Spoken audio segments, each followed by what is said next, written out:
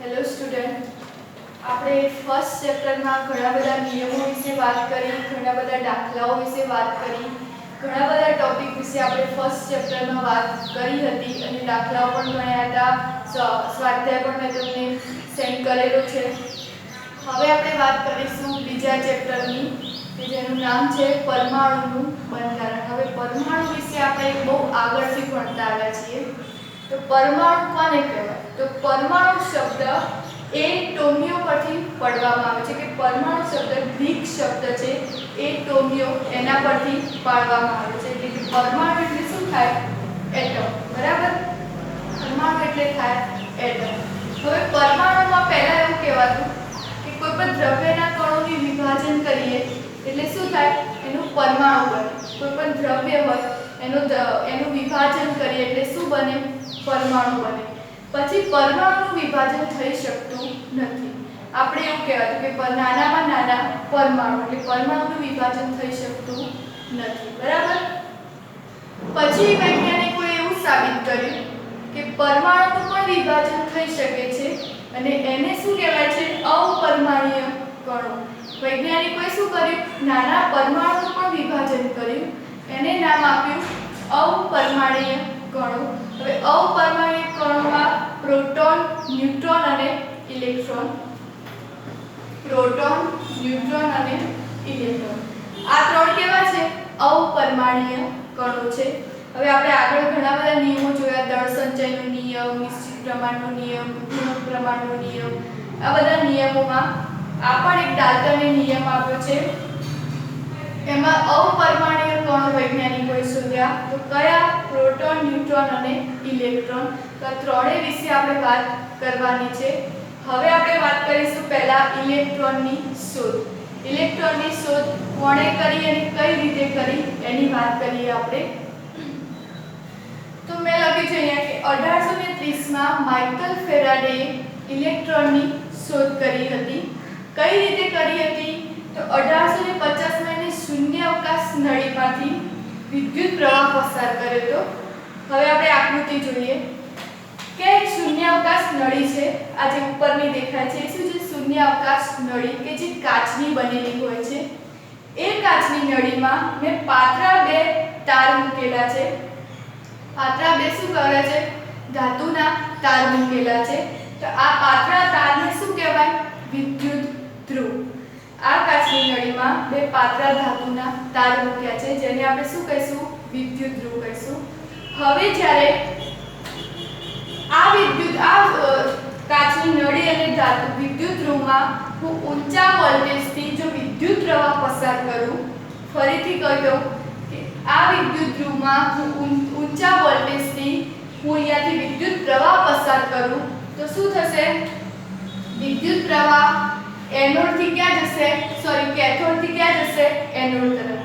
ઊંચા વોલ્ટેજથી જ્યારે અહીંયા વિદ્યુત પ્રવાહ પસાર કરવામાં આવે ત્યારે તે વિદ્યુત પ્રવાહ એનોડથી કેથોડથી એનોડ તરફ વહે છે. પરંતુ એની વિદ્યુત પ્રવાહની વધુ તપાસ કરવા માટે આપણે શું કરીશું? એનોડમાં એક છિદ્ર પાડી અને ત્યાં ઝિંક સલ્ફાઇડનું પ્રસ્ફુરકનું પડ લગાવેલું છે. આ એક પડ છે. શું કર્યું છે? આ વિદ્યુત પ્રવાહ શું થશે? કેથોડથી એનોડ તરફ જશે. પરંતુ આપણે વિદ્યુત પ્રવાહની વધારે તપાસ કરીએ ત્યારે શું કરીશું? આપણે એનોડમાં એક છિદ્ર પાડી ત્યાં ઝિંક સલ્ફાઇડ વાળું પ્રસ્ફુરકનું શું કરી દેવાનું? પડ ચડાવી દેવાનું.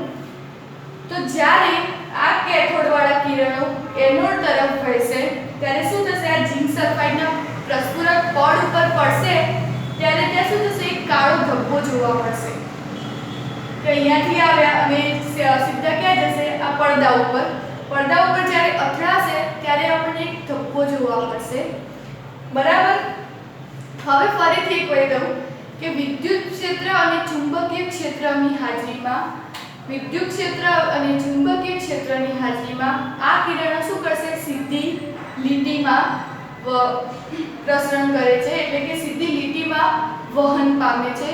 પરંતુ વિદ્યુત ક્ષેત્ર અને ચુંબકીય ક્ષેત્રની હાજરીમાં કેથોડ કિરણો કેવા છે? ઋણ વીજભાર છે. ફરીથી કહી દઉં કે વિદ્યુત ક્ષેત્ર અને ચુંબકીય ક્ષેત્ર. વિદ્યુત ક્ષેત્ર અને ચુંબકીય ક્ષેત્રની હાજરીમાં કેથોડ કિરણો કેવા છે? ઋણ વીજભાર હોવાથી આપણે એને કેથોડ કિરણો નામ આપીશું અને એને નામ આપ્યું છે ઇલેક્ટ્રોન. શું નામ આપ્યું છે? ઇલેક્ટ્રોન. ફરીથી આખી સમજાવી દઉં રચના કે એક કાચની શૂન્યાવકાશ નળી છે, એમાં મેં બે ધાતુના તાર મૂક્યા છે. હવે એ ધાતુના તારને શું કહીશું આપણે? વિદ્યુત ધ્રુવ. હવે વિદ્યુત ધ્રુવમાં આ વિદ્યુત પ્રવાહ ઊંચા વોલ્ટેજની પસાર કરું તો એ વિદ્યુત પ્રવાહ કેથોડથી એનોડ તરફ વહેશે. પણ વિદ્યુત પ્રવાહની આગળ વધુ તપાસ કરવા માટે મેં એનોડમાં એક છિદ્ર પાડી ઝિંક સલ્ફાઇડનું પ્રસ્ફુરકનું પડ મૂક્યું છે. તો જ્યારે કિરણો કેથોડમાંથી એનોડ તરફ વિદ્યુત પ્રવાહ વહેશે ત્યારે ઝિંક સલ્ફાઇડના પડદા ઉપર કિરણો વિવર્તન પામશે. એટલે કે કિરણો જ્યારે ત્યાં આવશે, પછડાશે એના ઉપર, એટલે ત્યાં આપણને એક કાળો ધબ્બો જોવા મળશે કે જે આપણે ટીવીમાં પણ જોવા મળે છે. તો એ ધબ્બો ત્યાં જોવા મળશે. હવે આ કિરણો વિદ્યુત ક્ષેત્ર અને ચુંબકીય ક્ષેત્રની ગેરહાજરીમાં સીધી લીટીમાં પ્રસરણ પામે છે. જ્યારે હાજરીમાં આ કિરણો શું છે? ઋણ વિદ્યુતભાર ધરાવે છે. માટે એને કહીશું આપણે કેથોડ કિરણો. અને ઋણ વિદ્યુતભાર ધરાવે છે એટલે આપણે એનું નામ આપ્યું છે ઇલેક્ટ્રોન. હવે ઇલેક્ટ્રોન કયો વિદ્યુતભાર ધરાવે છે? ઋણ વિદ્યુતભાર. તો માઇકલ ફેરાડેએ ઇલેક્ટ્રોનની શોધ 1850માં આ પ્રયોગ દ્વારા કરી હતી. હવે આપણે આગળ વાત કરીશું. ઇલેક્ટ્રોનની શોધની વાત કરી. હવે ઇલેક્ટ્રોનના વીજભાર અને એના દળના ગુણોત્તરની વાત કરીશું. તો 1897માં જે થોમ્સને આ એક પ્રયોગ કર્યો હતો. એને અહીંયાથી વિદ્યુત પ્રવાહ પસાર કર્યો ત્યારે ચુંબકીય ક્ષેત્રની હાજરીમાં જ્યારે અહીંયા વિદ્યુત પ્રવાહ પસાર કર્યો ત્યારે આ કેથોડ કિરણો ક્યાં અથડાયા? બિંદુ A આગળ. પછી ફરીથી એને વિદ્યુત ક્ષેત્રની હાજરીમાં જ્યારે વિદ્યુત પ્રવાહ પસાર કર્યો ત્યારે આ કેથોડ કિરણો બિંદુ C આગળ અથડાયા. ફરીથી કહેતો કે જે થોમ્સને 1897માં એક પ્રયોગ કર્યો હતો.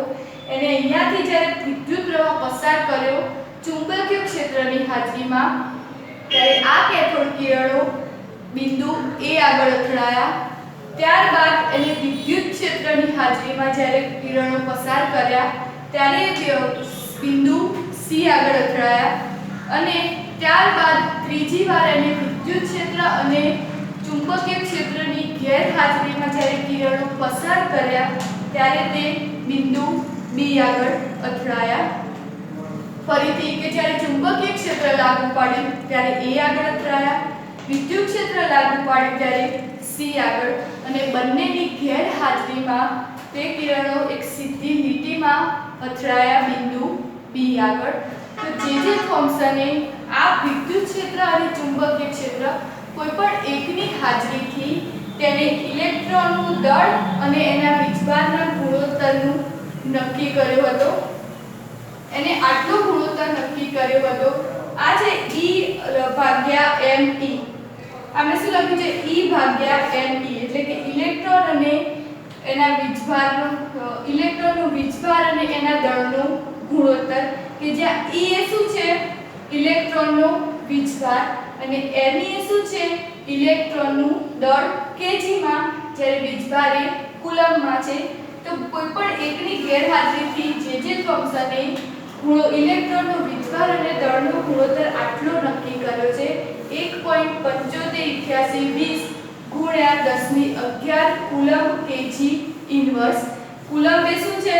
ઇલેક્ટ્રોનનો વીજભાર કુલમ્બમાં છે, જ્યારે એનું દળ શું છે? કેજીમાં છે. તો આ પ્રયોગ દ્વારા જે થોમ્સને એના વીજભાર અને દળનો ગુણોત્તર આટલો નક્કી કર્યો છે. હવે આપણે આગળ વાત કરીએ. હવે જોઈએ કે આપણે અહીંયા થોમ્સને આટલું નક્કી કર્યું હતું, ઇલેક્ટ્રોનનો વીજભાર અને એના દળનો ગુણોત્તર જે થોમ્સને આટલો નક્કી કર્યો હતો. ત્યારબાદ આર એ મિલિકને ઇલેક્ટ્રોનનો વીજભાર નક્કી કરવા એક પદ્ધતિ વિકસાવી જેને કહેવાય છે તેલ બિંદુ પદ્ધતિ। તો આરે મિલિકને તેલ બિંદુ દ્વારા પદ્ધતિ દ્વારા ઇલેક્ટ્રોનનું મૂલ્ય આટલું નક્કી કર્યું। હાલમાં ઇલેક્ટ્રોનનું મૂલ્ય ચાલે છે -1.6022 × 10⁻⁹ કુલમ। હાલમાં ઇલેક્ટ્રોનનું દળ મૂલ્ય આટલું ચાલે છે। તો આરે મિલિકને ઇલેક્ટ્રોનનું મૂલ્ય આટલું નક્કી કર્યું। ત્યારબાદ એને જે થોમ્સને જે ગુણોત્તર નક્કી કર્યો હતો એ અને આ ઇલેક્ટ્રોનનું મૂલ્ય અને જે થોમ્સનના ગુણોત્તરને બંનેને સરખાવીને એને ઇલેક્ટ્રોનનું દળ આટલું નક્કી કર્યું। આ શું નક્કી કર્યું? આરે મિલિકને ઇલેક્ટ્રોનનું મૂલ્ય અને જે થોમ્સનને કરેલા ઇલેક્ટ્રોન વીજભાર અને એના દળના ગુણોત્તરનું મૂલ્ય બંનેને સરખાવી અને એને આટલું મૂલ્ય નક્કી કર્યું। શું? તો ઇલેક્ટ્રોનનું દળ કોને નક્કી કર્યું છે? આ આરે મિલિકને। જ્યારે આ કોને નક્કી કર્યું હતું? જે થોમ્સને। તો આ વાત કરી આપણે ઇલેક્ટ્રોનના વીજભાર અને એના દળની। પછી વાત કરી ઇલેક્ટ્રોનની શોધ કઈ રીતે થઈ। હવે વાત કરીશું પ્રોટોન અને ન્યુટ્રોન વિશે। હવે આપણે વાત કરીશું પ્રોટોન અને ન્યુટ્રોનની। તો પ્રોટોન અને ન્યુટ્રોનની શોધ કઈ રીતે થઈ? તો હવે જ્યારે આપણે કેથોડ નળી જોઈ હતી તો કેથોડ નળીમાં ઋણ વીજભાર સિવાય ધન વીજભાર ધરાવતા પણ કણો જોવા મળ્યા હતા। આપણે કેથોડને ઋણ વીજભાર ધરાવતા કણો જોયા હતા, એને આપણે શું નામ આપ્યું હતું? ઇલેક્ટ્રોન આપ્યું હતું। હવે જ્યારે કેથોડ નળીમાં એક ધન વીજભાર ધરાવતા કણો પણ આપણને ત્યાં જોવા મળ્યા હતા। તો એ ધન વીજભાર ધરાવતા કણોને આપણે નામ આપ્યું છે કેનાલ કિરણો। આ ધન વીજભાર ધરાવતા કણોને આપણે શું નામ આપ્યું છે? કેનાલ કિરણો। હવે આ ધન વીજભાર ધરાવતા કણો એ કેથોડ નળીમાં રહેલા વાયુના સ્વભાવ ઉપર આધાર રાખે છે। એટલે કે વાયુના સ્વભાવ ઉપર ધન વીજભાર શું રાખે છે? આધાર રાખે છે। ત્યારબાદ હવે પ્રોટોન અને ન્યુટ્રોનની શોધ કઈ રીતે થઈ? તો હાઇડ્રોજન એ કેવો છે? સૌથી નાનો અને હલકો પદાર્થ છે। એ હાઇડ્રોજનમાંથી આપણે શું કર્યું છે? પ્રોટોનની શોધ કરી છે। ત્યારબાદ 1932માં ચેડવિકે બેરિલિયમના પાતળા સ્તર પર શું કર્યું હતું? આલ્ફા કિરણો પસાર કર્યા હતા। એટલે કે બેરિલિયમના સ્તર ઉપર આલ્ફા કિરણોનો મારો કર્યો ત્યારે ત્યાં આપણને એક તટસ્થ કણો જોવા મળ્યા કે જે પ્રોટોનના દળ કરતાં કેવા હતા? વધારે હતા। જ્યારે મારો ચલાવ્યો ત્યારે એ કણોનું દળ પ્રોટોનના દળ કરતાં કેવું હતું? સહેજ વધારે હતું અને એ કણોને નામ આપ્યું ન્યુટ્રોન। ન્યુટ્રોન કે જે તટસ્થ છે, એટલે કે ઋણ પણ નહીં અને ધન પણ નહીં, એને શું કહેવાય? ન્યુટ્રોન કહેવાય। તો આ રીતે પ્રોટોન અને ન્યુટ્રોનની શોધ થઈ હતી। હવે વાત કરીશું આપણે પરમાણુની। હવે આપણે જોઈશું પરમાણુય નમૂના વિશે વાત કરીશું। તો પરમાણુના ઘણા બધા નમૂના આપણને જોવા મળ્યા। એમાં આપણી સિલેબસમાં બે નમૂના આપેલા છે। એક તો જે થોમ્સનનો નમૂનો અને બીજો છે રુથરફોર્ડનો નમૂનો। તો આપણે જે થોમ્સનનો નમૂનો જોઈએ તો 1898માં જે થોમ્સને એવી રજૂઆત કરી કે પરમાણુ ગોળાકાર આકાર ધરાવે છે કે જેની ત્રિજ્યા આશરે 10⁻10 મીટર જોવા મળશે। થોમ્સને એવી રજૂઆત કરી કે પરમાણુ એક ગોળાકાર આકાર ધરાવે છે। હવે એમાં ધન વીજભાર શું હશે? બધી જગ્યાએ એક સરખો હોય અને ઇલેક્ટ્રોન એમાં એ રીતે ગોઠવાયેલો હોય કે એની વિદ્યુત રચના કેવી બને? સ્થિર બને। તો આટલું જે થોમ્સને કહ્યું હતું કે પરમાણુ એ ગોળાકાર આકાર ધરાવે છે જેની ત્રિજ્યા 10⁻10 મીટર છે અને એ પરમાણુમાં ધન વીજભાર બધી જ જગ્યાએ એક સરખો ગોઠવાયેલો હોય અને ઇલેક્ટ્રોન એમાં એ રીતે ગોઠવાય કે જેની વિદ્યુતીય રચના એકદમ સ્થિર બને। તો આ નમૂનાને આપણે કહેવામાં આવે છે પ્લમ પુડિંગ, રાઇઝન પુડિંગ અથવા તો વોટરમેલન એટલે કે તરબૂચ। આ નમૂનાને આ નામથી ઓળખવામાં આવે છે। હવે આપણે વાત કરીશું રુથરફોર્ડના નમૂનાની। હવે જોઈએ આપણે રુથરફોર્ડનો કેન્દ્રીય નમૂનો। તો આપણે આગળ જોયું હતું કે જે પ્રસ્ફુરણ પડદામાં જ્યારે કિરણો પસાર થતા હતા ત્યારે શું થતું હતું, આપણને ત્યાં કાળો ધબ્બો જોવા મળતો હતો. હવે આપણે રુથરફોર્ડે એક પરમાણુ નમૂનો શોધ્યો કે એને અહીંયાથી એક સોનાના પાતળા વરખ ઉપર શું કર્યું, આલ્ફા કણોનો મારો કર્યો. હવે આલ્ફા કણોનો મારો કર્યો. આ આજુબાજુમાં શું છે, એક ફોટોગ્રાફી પ્લેટ છે અને વચ્ચે શું છે, સોનાના વરખનું એક સ્તર છે. તો એને જ્યારે આલ્ફા કણોનો મારો કર્યો અહીંયા, ત્યારે શું થયું, અડધા કણો શું થયા, સીધા પસાર થયા. અડધા આલ્ફા કણો શું થયા, વિચલિત થયા. અને અડધા આલ્ફા કણો શું થયા, અથડાઈને પાછા 180 ના ખૂણે શું થઈ ગયા, પાછા ફર્યા. એટલે કે જુઓ, આ આલ્ફા કણોનો પુંજ હતો ત્યારે અડધા કણો શું ગયા, સીધા વિચલિત થઈ ગયા. અડધા કણો શું થયા કે વિચલન પામી 180 અંશના ખૂણે શું થઈ ગયા, અથડાઈને પાછા ફર્યા. તો આ રીતે આલ્ફા કણોનો મારો ત્યાં જોવા મળ્યો. આપણી બુકમાં ઘણા બધા પોઈન્ટ્સ આપ્યા છે, પણ એ પોઈન્ટ્સમાં ફક્ત કહેવા આટલું જ માંગે છે કે ઘણા બધા કણો મોટા ભાગના શું થયા, વિચલન પામ્યા, વગરના રહ્યા. બહુ ઓછા કણો વિચલન પામ્યા અને વિચલન પામ્યા એવા થોડા કણો શું થયા, વિચલિત થઈને પાછા ફર્યા. તો આ રુથરફોર્ડના કેન્દ્રીય નમૂનો હતો. હવે ત્યાં આગળ ધન વીજભાર અને પરમાણુનો દળ બંને એક નાના વિસ્તારમાં સંકેન્દ્રિત થયેલા છે. અહીંયા ધન વીજભાર અને પરમાણુનો દળ એ બહુ નાના વિસ્તારમાં શું થયું છે, સંકેન્દ્રિત થયા છે, એટલે કે એકઠા થયેલા છે. તો એને રુથરફોર્ડે નામ આપ્યું કેન્દ્ર. એને શું નામ આપ્યું, કેન્દ્ર. અને કેન્દ્રમાં શું રહેલું હોય છે, ન્યુટ્રોન. આ શોધ એને પ્રોટોનની શોધ પછી આપી. કે કેન્દ્ર ક્યારે નામ આપ્યું કે ત્યાં ધન વીજભાર અને પરમાણુનું દળ નાના કદમાં સંકેન્દ્રિત એટલે એકઠા થયેલા હોય છે, તેને નામ આપ્યું કેન્દ્ર. અને કેન્દ્રમાં શું રહેલું હોય છે, પ્રોટોન અને ન્યુટ્રોન. હવે આ પ્રોટોન અને ન્યુટ્રોનની આસપાસ શું ગોઠવાયેલું હોય છે, ઇલેક્ટ્રોન.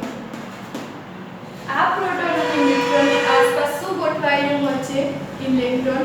અને એને કહેવામાં આવે છે કક્ષાઓ. એને શું કહેવામાં આવે છે, કક્ષાઓ. કે કેન્દ્રમાં શું રહેલું હોય, પ્રોટોન અને ન્યુટ્રોન, અને એની આસપાસ ઇલેક્ટ્રોનની કક્ષાઓ જોવા મળે છે. હવે કક્ષાઓ વિશે આપણે આગળના ચેપ્ટરોમાં વાત કરવાની છે. તો આ વાત થઈ રુથરફોર્ડના કેન્દ્રીય નમૂનાની. જુઓ, હવે વાત કરીશું પરમાણ્વીય ક્રમાંક અને દળ ક્રમાંક. તો પરમાણ્વીય ક્રમાંકને આપણે દર્શાવીએ છીએ Z તરીકે. તો પરમાણ્વીય ક્રમાંક કોના આધારે હોય, તો કેન્દ્રમાં રહેલા પ્રોટોનની સંખ્યા પર પરમાણ્વીય ક્રમાંક આધાર હોય છે. એટલે પરમાણ્વીય ક્રમાંક કઈ રીતે નક્કી કરી શકીએ, તો કેન્દ્રમાં રહેલા પ્રોટોનની સંખ્યાને આધારે આપણે કોઈ પણ તત્વનો પરમાણ્વીય ક્રમાંક નક્કી કરી શકીએ. હવે મેં લખ્યું કે હાઇડ્રોજનના કેન્દ્રમાં કેટલા પ્રોટોન હોય છે, 1. અને સોડિયમના કેન્દ્રમાં કેટલા પ્રોટોન હોય છે, 11. તો હાઇડ્રોજનનો પરમાણ્વીય ક્રમાંક કેટલો થશે, 1. અને સોડિયમનો પરમાણ્વીય ક્રમાંક કેટલો થશે, 11. તો પ્રોટોનની સંખ્યાને શું કહેવાય, એનો પરમાણ્વીય ક્રમાંક. તો પરમાણ્વીય ક્રમાંક Z બરાબર પરમાણુના કેન્દ્રમાં રહેલી પ્રોટોનની સંખ્યા અને તટસ્થ પરમાણુમાં રહેલા ઇલેક્ટ્રોનની સંખ્યા. આપણે ફક્ત આ યાદ રાખવાનું, પરમાણુના કેન્દ્રમાં રહેલા પ્રોટોનની સંખ્યાને શું કહેવાય, એનો પરમાણ્વીય ક્રમાંક. હવે પરમાણુના જે કેન્દ્રમાં પ્રોટોન અને